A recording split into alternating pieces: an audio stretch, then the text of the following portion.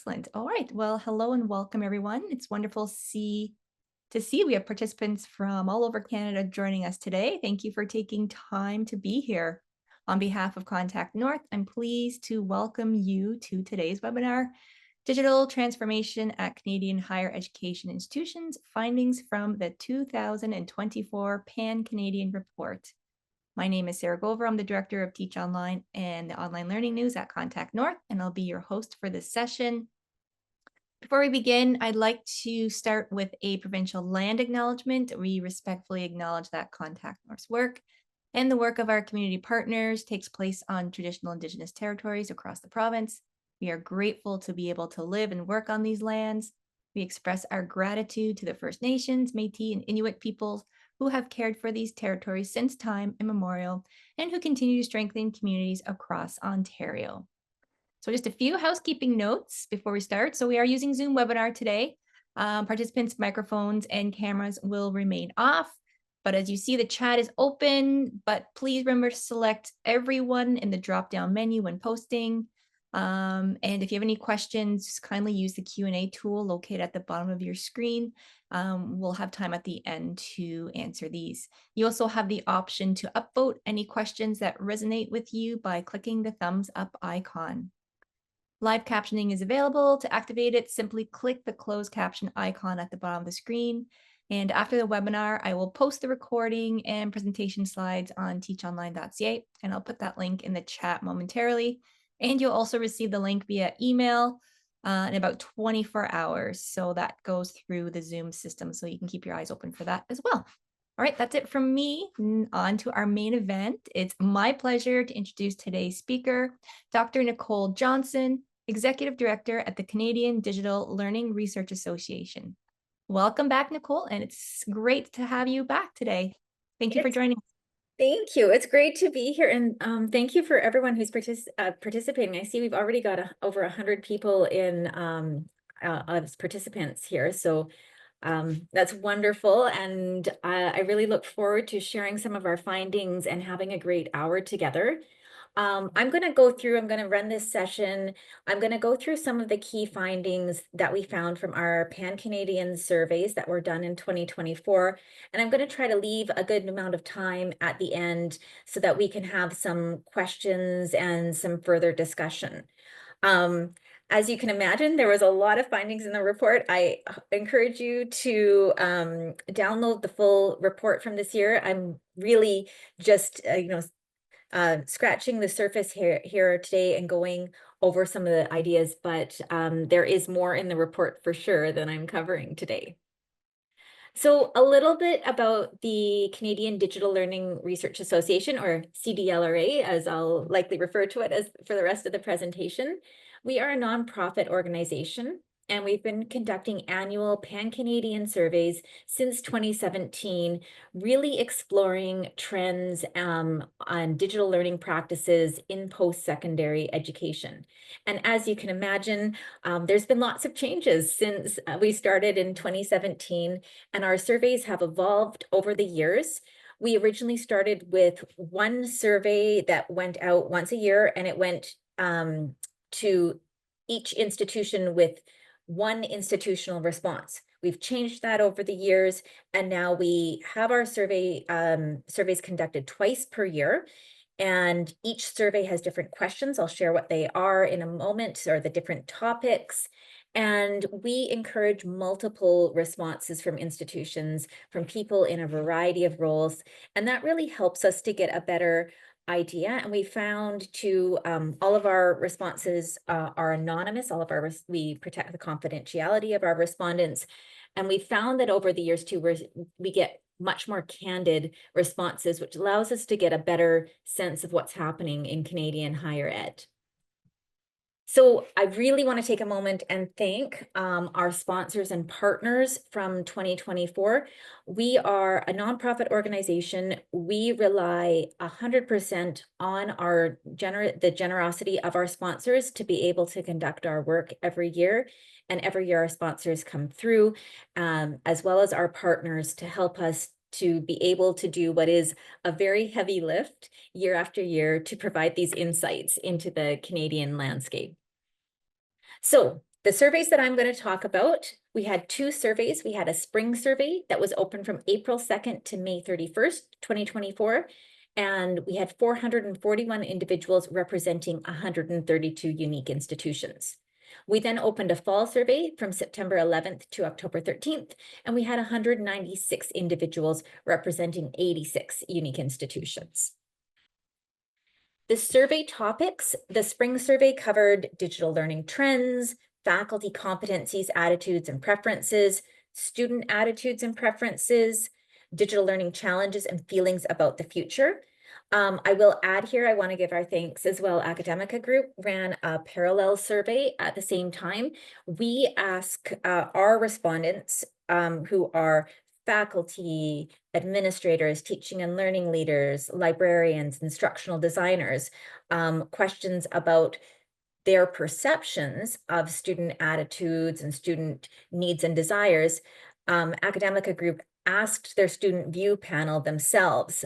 So they got the student perspective, which then allowed us to do a great comparison. So I'll be sharing when I'm talking about student findings, I will put a spotlight on some of their findings as well, because it really complements our work well. In the fall, we talked about technologies used in teaching and learning, accessibility and student support, professional development and digital learning, and open educational resources and open practices. So for the sake of time, I won't be covering all of those topics during this presentation today, but they all are mentioned and talked about in our report. The big ideas that I'll be talking about today, these were on the introduction to and when the registration page for the webinar. And we're going to talk about how technology use is expanding. So hybrid, online learning, digital learning tools, those are becoming more embedded in post-secondary education. And I'm going to share some findings that really show that this is happening and it's continuing to grow in the Canadian space. We're also going to talk about Gen AI and how it's the future and how even since 2023, we've seen changes in its uptake. We're going to talk about how student priorities differ by modality, and I'll discuss a little bit about some of the caveats and the error bars that we need to understand when we're talking about student preferences. And then talk about the growing pressures that faculty are facing and the challenges that are emerging as our landscape is changing. So diving right in, I'm going to talk about technology use and modality growth. And I've done a lot of work on this in the past, but just to make sure we're all on the same page with what we're talking about, because I know some institutions use different definitions for terms. When I'm talking about hybrid learning, I'm talking about a mix of in-person on-campus learning and some online learning. There's some component. Hybrid could be at the program level where students can have a mix of online and in-person courses. It can be at the course level. And when I'm talking about hybrid learning, for the most part, we're talking about courses, but we are talking about programs in some cases too, where students can take part of their program online, part in person. Fully online or online learning, that's where there's no in-campus or on-campus requirement, that all of the learning can be done remotely. It can all be done online. And then a fully in-person format is where it's on campus. The students have to show up to attend classes at a specific time. When we talk about multi-access, that typically includes things like HiFlex, where their students can take different modality. The student can choose what modality they learn in on any given day, and that it's not that they have a choice to take an online course or in-person, an online section or an in-person section. They really do have that choice to flip formats on a day-to-day basis, depending on their preference that day. So we do see growth. So if we're looking at the trends here over time, and we see that there still is the biggest expectation for growth in that hybrid format, which makes sense because a lot of our other data, and it has been consistent with this for years is that there's a desire for more flexibility, that students are wanting to have options in how they learn, and they're wanting to have an increase of technology use in the classroom. We also do see the expectation that online courses and online programs are expected to grow. There is a demand there, and I would say within our Canadian landscape, we certainly have not, we've just barely begun to, you know, expand that demand. There's so much room in our world here in Canada to grow online courses and programs. There's so many fields, as we learned during the pandemic, where learning can be offered in an online format and be taught very well. And so I think that's one area where there's a lot of room to expand and grow. At the same time, we're still expecting to see growth in in-person learning, and growth in multi-access as well, but to a lesser extent.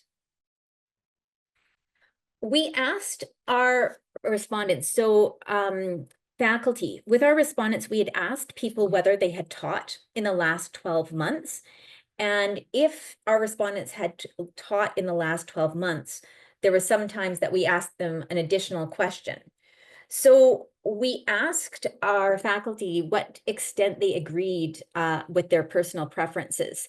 And we see that the majority of faculty agree to some extent that they are interested in adopting new technologies into their teaching practices. And so that's regardless of modality. Even in in-person learning, we're seeing this increased desire to have learning be more technology supported. We also see the majority of respondents agreeing to some extent that they would like to have the option to teach online some of the time. And so I think this is an important consideration. Now, I will say that there may be some error bars here. Our survey is not done as a representative sample, so there may be some self-selection bias here, where the people who choose to take our survey may naturally have more of an interest in teaching online. So I would give that caveat to this piece of data. However, we do see that there is interest in teaching online some of the time, more so than teaching entirely on campus or entirely online. And this will be a question that we will continue to ask into 2025 and in future years, just to make sure that, that we're seeing this trend as our sample changes, as our sample hopefully continues to grow, that these trends still persist. We asked about perceptions of student preferences. So to what extent do our respondents believe that students at their institution felt positively towards technology use, again, would like to have the option of learnings online some of the time, or would prefer to learn entirely on campus or learn entirely online? And again, we see similar trends as we did with the faculty preferences. Most people agree that, that at least, most students would feel positively towards technology used in teaching and learning. We also see that there is, about 2/3 of our respondents said that students would like to have the option of learning online some of the time. I think the takeaway with the lower two bars is there is the perception that there is a subset of students who would prefer to learn entirely on campus, but equally so, there is a subset of students who would prefer to learn entirely online. So my takeaway from this, the way that I interpret this, is that there is a need for variety in terms of modality, because there are students who want choice, and there are students who want on campus, and there are students who want online. So having that element of choice, I think, becomes more and more critical as we think about, how we go forward as institutions. This is where I'm going to highlight the academic findings because, of course, they asked students themselves. So their student view panel includes those who are currently attending post-secondary studies and those who have applied to take post-secondary studies. So most of their students had experience with at least one fully in-person class, and many, a strong minority, had at least one fully online class, and then again, or at least one hybrid class. When talking about their preferences, we see that, about just over half did prefer a learning format where courses were mostly or entirely in person or on campus, but there was a reasonable proportion, about 1/5 of students, who preferred an entirely or mostly online education. Now, with this data too, there's some error bars that come in, that both with the perceptions of student preferences and with talking to students who are attending or applying for post-secondary studies themselves, in the sense that these are generally students who can take traditional post-secondary education. They can attend in-person learning. So the perceptions of student preferences, generally our respondents are basing that on findings from student surveys conducted at their institution. And student surveys, of course, reflect current students, which are students who, for the most part, particularly if it's a mostly in-person institution, which is generally what most of our institutions are, it reflects the perceptions of students who, for them, that's a possibility. So what's missing from here, in other words, is the perceptions of people who would want to take post-secondary education, but aren't applying or aren't attending because in-person learning is not an option for them, and that they can't make that work. We asked about technology use, and what I thought was really interesting is, the first one, the fact that the most commonly used technology is learning management systems. That does not surprise me. And it's used to facilitate interaction between faculty and students. That's the primary way it's used. That doesn't surprise me. Most of our institutions across the country now have a learning management system in place, and even in-person courses, it's being used frequently. That was something that came about during the pandemic. Most institutions, if they didn't have one before, adopted a learning management system and began to use it. What this doesn't tell us is how the learning management is being used and if it's being used to its full potential. I think it's also important here that we saw, in between our most commonly and least commonly used technology, a lot of the other commonly used technologies did use some sort of video-based technologies, whether that's video conferencing, whether that's having, chats like office hours, like whether that's having a classroom a class session that's conducted over a video conferencing platform. But we saw that video-based technologies are very commonly used in teaching and learning. The least commonly used were extended reality technologies, so augmented reality and virtual reality. And so out of our respondents, only 3% mentioned using those technologies. And that number is very comparable to our 2023 number, which I believe was at 2%. So that's an area where we're not seeing a lot of use and not seeing a lot of growth.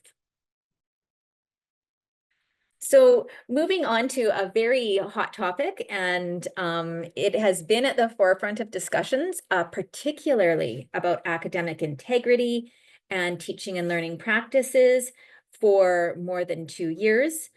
The tensions underlying the conversations about generative AI, however, are not new. So what I mean by that is, for those of us who've been in the educational technology and online learning field for some time now, the conversations about academic integrity and quality, what we're hearing the points of concern and the, arguments for its benefit are very similar to the points of concern and the arguments for benefit that we've heard even, in the early 2000s for adopting online learning. These conversations, well, students might cheat, or, well, how can we ensure that it's being done in a way that preserves academic rigor and makes it an engaging learning experience? These are all conversations that have been had. And even during the pandemic, when there was a widespread shift to online course delivery, we really saw a lot of these same discussions and these same themes coming up. So these underlying concerns or issues or discussions about advantages, disadvantages, they actually tend to be centered more on technology use itself, and the spotlight tends to go to whatever technology is being, coming up that day. With that said, I think it's important to note that we really do see a growth in AI use. And so in 2023, when we asked the same questions that we asked in 2024, we had 19% of our respondents who had taught over the past 12 months reporting that they were using Gen AI to support teaching activities, and 12% reported their use in student learning activities. In 2024, we saw a big jump in those numbers. So 49% of our respondents who had taught over the past 12 months used Gen AI to support teaching activities, and 41% reported their use in student learning activities. So we're seeing certainly that Gen AI use has become increasingly widespread in our institutions and use both amongst faculty and students. Agreement with statements about AI, and I think this is a really critical one, is we see that there is a strong agreement, within a few years, AI use will become a normal part of education. We saw that 92% of people agreed with that statement in 2023 and 85% in 2024. And while it looks like the numbers might be dipped, that's the thing with longitudinal studies, that dip could be explained by a change in sample, like the composition of respondents who answered the question on the survey. I think what I would like to see is how that number changes over the next 2-3 years. If we continue seeing that holding steady over the next couple of years. What I think is also important to note is we see agreement that the availability of AI will make teaching more challenging, and that certainly comes up in conversations about academic integrity. I also think that it's important to note that we see this sort of tension, that there is, some agreement, from a minority that teaching will be, AI will make teaching more efficient. It may make it more engaging. It may make it more effective. But we're also seeing that, this flip side of the coin, this high level of agreement that students will use AI to cheat, but also a high level of agreement that students will use AI as a study tool. So again, this comes back to this conversation about different technologies and how they hold both advantages and disadvantages. And I know for institutions, this is really front of mind right now in terms of how can we maximize the advantages that AI can offer our students in enriching the learning experience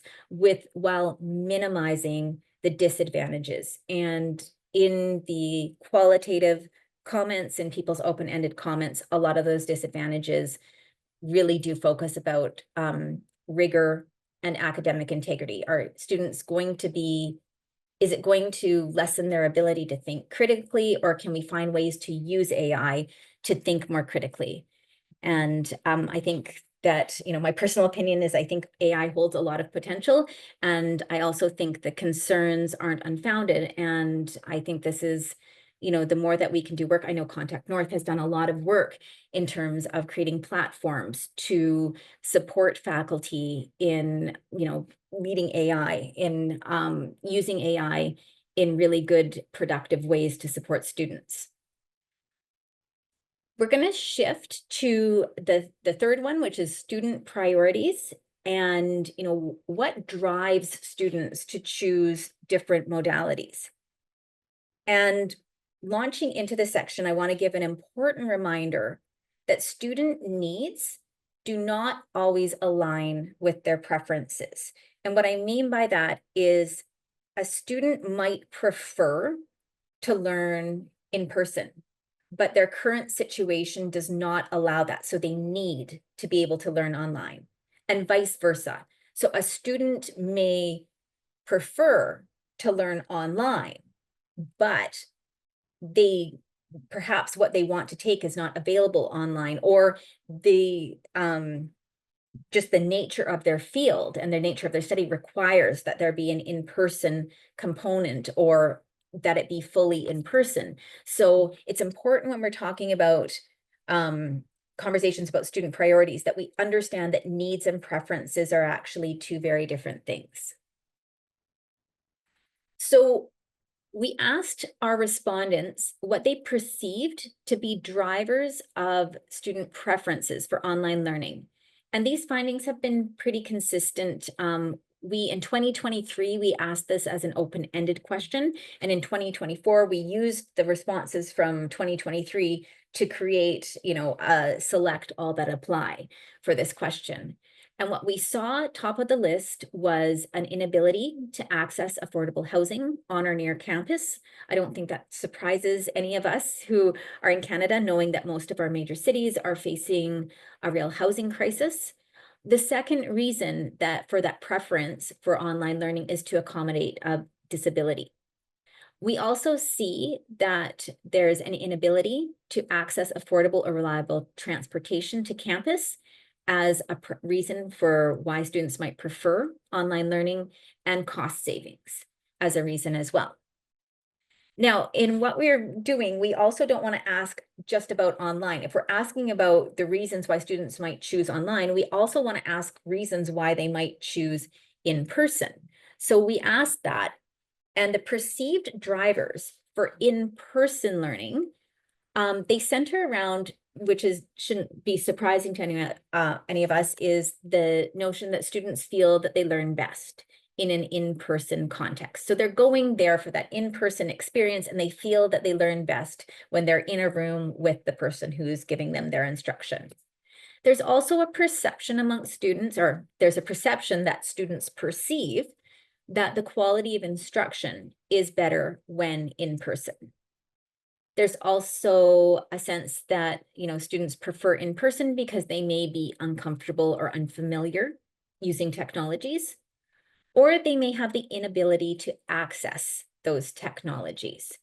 So those are different reasons surrounding why students might choose one modality over another. And this comes into, this is really important for informing conversations related to access and related to, even down to enrollments. I know a lot of institutions right now with the international student restrictions are really looking at the drop in international student enrollments and how that's going to affect the institution.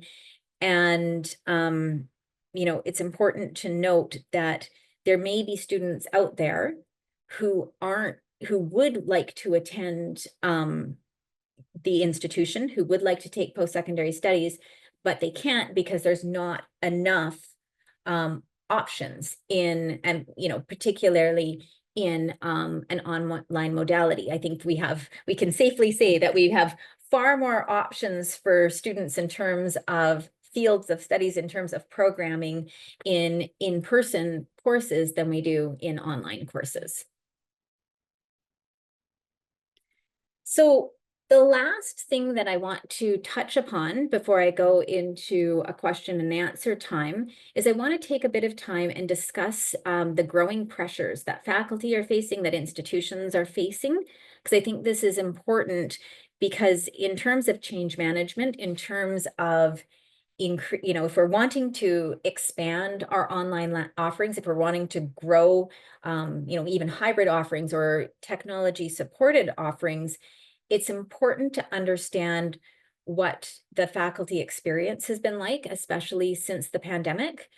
The pandemic brought about a steep learning curve related to technology use in teaching and learning. Many people who had not had any experience in using technology for teaching and learning had to learn how to use technology during the pandemic, and quickly. And there was a steep learning curve. There was a strong uptake in professional development at that time. But we know that faculty fatigue and burnout has been a long-standing problem. And the pandemic was hard. It was hard on everybody at institutions. But for faculty, the pandemic was also then followed by a rise in generative AI, and then concerns again coming to light about academic integrity. And those again emerged during the pandemic with, well, how do we assess people if they're learning online? How do we, tests that had been conducted in person that had been used for many, testing styles that had been used for many years didn't necessarily translate to an online environment. Those of us who have worked in the online world for many years know that, no, of course not. And many times when online learning is taught well, it looks for more ways of measuring authentic assessment and using different practices. And then generative AI has brought about that conversation again, when students can type into, chat GPT and have the, have chat GPT write an essay or write an assignment that, increasingly is getting difficult to discern from student writing. What does that mean for assessment? And that comes back to an increased pressure to rethink teaching practices, to rethink how we do things. And in many ways, there's a need to challenge the status quo on how we've done things. But with that comes a lot of pressure and a lot of work that needs to be done behind the scenes. And not just for faculty, but certainly faculty are very much feeling it. What's interesting, and again, I'll talk more about this too, is faculty respondents in general, from what we saw, and I'll share this data in a bit more, felt confident in their ability to teach in different modes, but overall faculty confidence, or overall confidence in faculty ability to teach with technology is lower. So that's something, certainly if anyone's looking for a good research question, when I talk about that more, that would be one that could use a deeper dive for sure. So in terms of growing pressures, we had asked our respondents to identify teaching and learning challenges from a list that we had, used, and we asked them to choose their most pressing teaching and learning from what they selected. Then we asked them to select which one was most pressing. And we see, academic integrity is certainly leading the way in 2024, followed by faculty fatigue and burnout. And those were the top two in 2023 as well. We see the other ones that, made the list here were effective instructional practices for teaching with technology, which of course is very tied to academic integrity and rigor. Readiness for post-secondary studies amongst first-year students is a concern as well. And again, I talked about that a moment ago. Effective assessment practices for online learning contexts and accommodating diverse needs amongst students. We also asked about operational challenges because we know that technology use has become more prevalent since the pandemic. A lot of what was adopted, like we had said, the use of a learning management system and video conferencing technologies.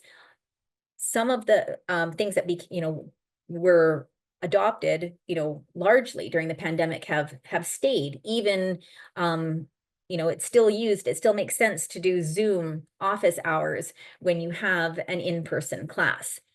And so operationally, our respondents told us that the impact on faculty workload was the most pressing challenge, and that was followed by technology infrastructure. And then, of course, and when I say financial stability of the institution, it's important that our 2024 questions, this was asked before the international student restrictions were put in place. So I'm very curious to see when we ask this in 2025, if we're going to see the financial stability of the institution coming up higher, and same with student enrollments. And then we also see quality assurance being a concern. In the past, we'd asked about cybersecurity and privacy together as a challenge. We separated that out this year, and we saw that cybersecurity is actually more of a concern for our respondents than privacy. Not by much, just by a couple, by a small margin there. Then we also saw that student demand for our online and hybrid offerings. It did show up as in the pressing challenges, but much less so than other challenges like impact on faculty workload and technology infrastructure. And then finally, this is, the faculty competencies. So when we asked our respondents, all of our respondents to, we asked them, whether all are, do faculty have the skills and know how to teach? And we gave them these options. The proportion of respondents who said that all or most faculty have the skills and know how to teach in-person courses with minimal technology integration, that was very high. That may also be due to the sort of long-standing bias of our status quo that in-person is what people are more familiar with. And as I've done various work and had various conversations with people over the years, I've always challenged them to say, well, are you, how is that being measured? Is that just an assumption? We are putting a lot of focus on the quality of online courses. Is that same focus being put on the quality of our in-person courses? Or are we just making assumptions that, because a person is more experienced with this, that they're teaching it well? Or is the quality of their teaching, being assessed and being measured, and in ways maybe that go beyond just student course feedback sheets. So that's an area where I think we could do a bit more work, and we could unpack a bit more in terms of that quality side of in-person learning. When we get down to any sort of technology integration, like substantial technology integration, even in in-person courses, the confidence that faculty have the skills and know how to teach in that way drops substantially. And so we see then, with each increasing measure of technology, that's every layer that's added, that it goes down more and more. So in-person courses with substantial technology integration in 2024, we saw that 45% of our respondents felt that faculty, all or most faculty had the skills or know how to do that. In hybrid courses, it goes down to 39%, online courses down to 23%, and multi-access, like high-flex courses, goes down to 11%. And we've structured this in a way that sort of, with multi-access courses would have the highest level of technology integration there. But interestingly, and again, this could be a bias in our sample, a self-selection bias in our sample, where the people who have taught in the last 12 months, who are taking our survey, are generally more experienced in using technology. We found that when asked about themselves, those who had taught in the last 12 months rated themselves much higher. So with the exception of multi-access courses, our respondents who had taught in the last 12 months felt that they were quite proficient in teaching with technology, whether that be with technology integration in in-person courses, with hybrid courses, or with fully online courses. So that is an area that I think that probably there could be some more research being done to see, how are faculty teaching in the classrooms? What strategies are they using? What techniques are they using? And not just, I think in the past, we've looked at how this can be done in online learning for those of us who have been in the field, but I question, how is it being done in an in-person setting? And there's a perception that the quality may differ, but does it really? There's a perception that faculty are more skilled in teaching in that modality, but are they really? So if someone's looking for a good research question, there it is. And I would love for you to explore that in more depth. So with that said, that wraps up sort of my big picture overview of the report and some of the key ideas. There's a lot more in the report for you to read. And of course, I've put my contact information there. I'm happy to answer any questions that you may have. We've got 20 minutes for you to hit me with questions right now. But if you have questions that you'd like to email me or ask, privately or whatever, my email address is there, and I'm happy to answer any questions that you might have. So Sarah, I guess I'll open it to you to see if there's any questions that have come up or pieces of discussion. I've seen that the chat is very busy and I haven't been able to monitor it. Yes, absolutely. Really good side dialogue going on in the chat, but a little bit more quiet in the Q&A session. So we'll let everyone give everyone a second to kind of digest. But if you do have any questions for Nicole, please feel free to put them in the Q&A and I'll read those out. Yeah, great discussion going on about XR and AI. So yeah, if anyone has any questions pertaining to the report or anything else that you might have for Nicole, I'll give everyone a few more moments to like ponder and let everything sort of filter and trickle. And I'm looking at this conversation about XR here right now, and I think really important points are being made about the expense that's involved in it and the resources that are involved in it. I think too with XR technologies, what I've heard as well too, is there's a concern that they might become dated very quickly. So I think as well, just of the Meta Quest VR set. The first edition Quest that came out, I think it was 2019, 2020. They're not even doing updates on that anymore. Like that's, a couple of years ago, they stopped making that able to do updates on. And so I think for the cost involved in a VR headset and the fact that it's not something that students would just be in general likely to get for their education, like a laptop or something like that. There's a concern that those, a big purchase or a big investment in that is, it may be an investment where in like 3 years time, is everything, is the whole set, class set of headsets going to need to be replaced?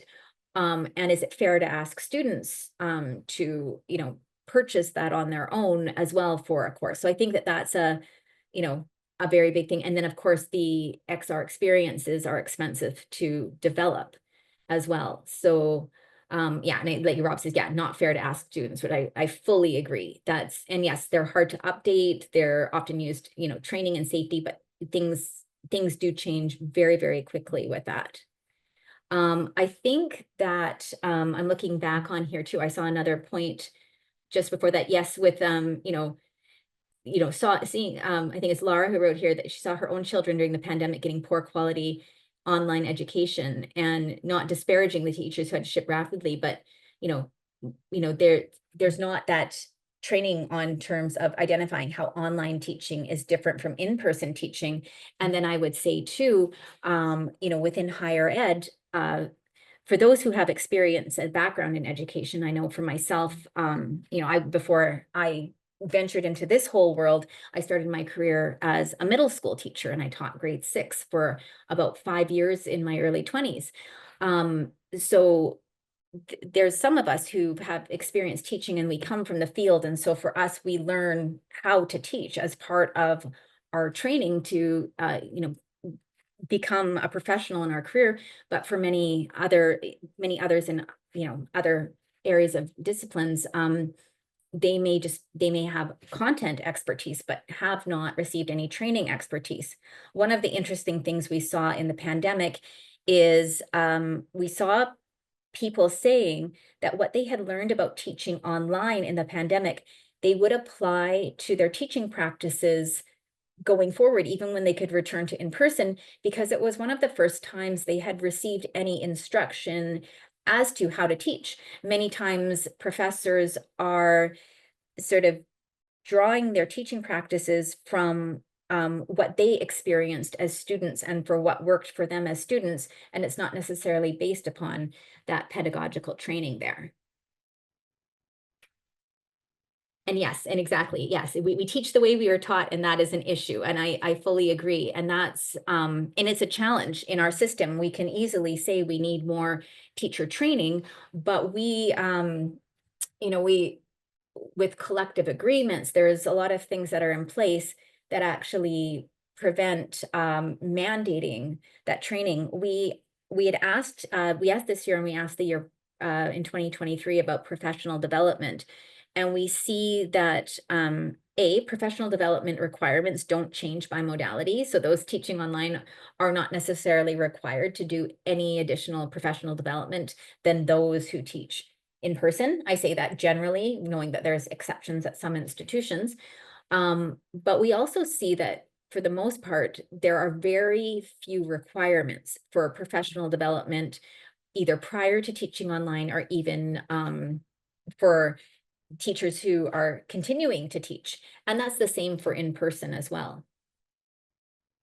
Tanya, you wrote the accessibility question seems to have fallen away from these discussions. The rise in accessibility for people with disabilities was amazing.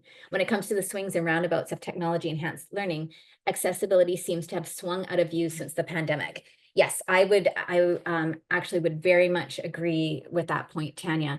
And that's something I think in my advocacy that when I'm talking with various different groups, I'm really trying to impress on them that when we're not offering online programming, there is, there's a whole untapped demographic of learners, of people who really would like to take post-secondary education, but the in-person experience itself is a barrier for that. And again, likewise, for some students, online, online can create barriers for some. But I think because we're so used to that in-person experience being our norm, that we forget that, we focus on, well, online is difficult for some learners. So we then default back to in-person and we forget, well, in-person is difficult for some learners. And we actually really need to be expanding our online, because there's, people within our general population in Canada who are being missed. They're not being given the opportunity to take professional or to take post-secondary studies, because it's not accessible to them in an in-person point, context. And in some cases, not accessible to the point that they will just choose not to take post-secondary, and that's very unfortunate. So I think that it's definitely something that needs further discussion and further advocacy. And again, reframing that it's not online versus in person. It's we need online and in person. And of course, we need that messy middle there of hybrid too, for people who kind of want to experience the best of both worlds. And yes, and I think that's really important too, that, a solo parent of small children living in a rural area, technology really assists access. That was the same for me when I was doing my graduate studies. I had 4 young children, and I wouldn't be where I am today if I had had to do my studies in person. It would have been impossible for me to do that. So I think that there's a lot of talent in our population that we could be reaching with online. Yeah, for Queen. Yes, thank you. Yeah, they're older now, so it's much easier. Laura, you write too as well. Online and hybrid education has enabled many rural and remote communities to engage, as well as those in First Nations, Métis, and Inuit communities who don't have the money, don't have the money, not just to go to higher ed, but also pay for the additional pieces like housing because they're mostly in urban centers. Absolutely. And I think it's also important to recognize in there too, I've heard from a number of Indigenous leaders in the educational space that it's also important to recognize with the legacy, of residential schools, that there's Indigenous learners who do not want to be removed from their community. It's really important for them to stay in community and learn. And that's where online learning can continue to be supporting learners um, for practical reasons, but also for very personal reasons to be able to stay in their community. So I think these are all really important things. And yes, Naomi, you say many of these points being made in the post-secondary context can be made in the K-12 context as well, for sure. I think, yes, and I would agree with you. It's been a long-standing assumption that in-person is best for all. And, as I've gone into 2024 and I've thought, the direction that's kind of guiding me through this year is this notion of, we really need to start challenging the status quo and saying, to people like, I know you think that's best, but tell me why that's best. Like, because there's a lot of evidence, the field of online learning, distance education is not new. It's been here for decades. It's been well studied, and there's a lot of examples of how it can be taught well. So I think that that's really important. Sarah, is there any other questions that have popped up in the chat while I've been chatting away and following along with this discussion here? Yes, absolutely. I didn't want to disrupt the flow because a lot of great discussions going on. We do have two questions in the chat. We have enough time to do both. And if anything Yeah. else comes up, feel free to put it in there. So first question is from Trisha. Any suggestions on how we move forward? Rob mentioned that the need to reimagine how students learn. Do we think this is different from the traditional learning theories? Oh, that's a great question. I think when we think about our learning theories, I think, they've evolved over time, obviously. And as when anyone who studied that is, back in our educational degrees, we see how one learning theory builds upon another, builds upon another, builds upon another. I think we need to revisit our learning theories and look at their relevance in the digital age. Yeah, and Laura mentions connectivism. I've always been sort of a proponent more of the constructivism and how we can, take learning experiences where learners are building upon ideas and bringing things and exploring and, working together in that. I believe strongly in the value of social learning, but I think sometimes we make the mistake of thinking that social learning can only be done when we are physically in the same room as each other. And I think we have a lot of technology now where we could explore how areas of social learning that we previously may have thought could only be accomplished in an in-person environment, what types of technologies can facilitate those ways to learn? And, is there something new? I guess the other question would be, is there something new about technology that would make us think that the way we learn has changed, that there's been a fundamental change in how we learn? Is there something with our attention span that is different now that we're very connected? Some people would argue that there is, but I think there's a lot of room to go back and reflect and think on that for sure.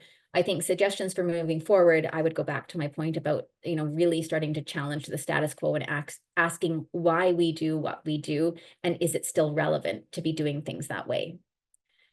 I can see the questions here. I see the next question here, and we've got 5 minutes, so we're good.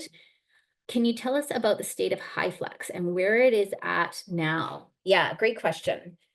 I think HyFlex is, we saw that's grouped in multi-access, where students have the ability to flip from one to another. We see that always sort of at the lowest. It's there. It is expected to grow, but at a lower rate at this point than hybrid for sure, and also online and in person. And part of that is just to the logistics that are involved in teaching a multi-access or high flex class well. I think that's also an area where more research is needed, particularly action research. A lot of the research that has been done on high flex and multi-access learning, I think we need to see it over large sample sizes. And we know there's benefits to students, absolutely, the flexibility, but I think we also need to research what are the challenges that instructors face with that. I know I've been anecdotally hearing from people that it works well if it's not just one instructor in the room, but there is a TA who's able to monitor those who are attending virtually to make sure that they're fully included in the discussion. It's a lot of the issues with high flex just come down to the logistics of teaching in person and online at the exact same time, and the resources involved. From the registrars that I've talked to, high flex is always their logistical nightmare, because how big of a room do you choose is, what happens if everybody shows up in person one day? What happens if, for the most, of the course, if only a couple people are showing up in person and most are showing up online, and you've got this large space? So it just brings about a lot of logistical issues for the most part. I see recommendations for IT people who want to support faculty, asking for IT friends. I think certainly the challenge is faculty fatigue and burnout. And again, we need more research done on that faculty levels of confidence. I think the question remains too, do faculty think that they need help, or do they think that they're doing a fantastic job and they're not necessarily reaching out?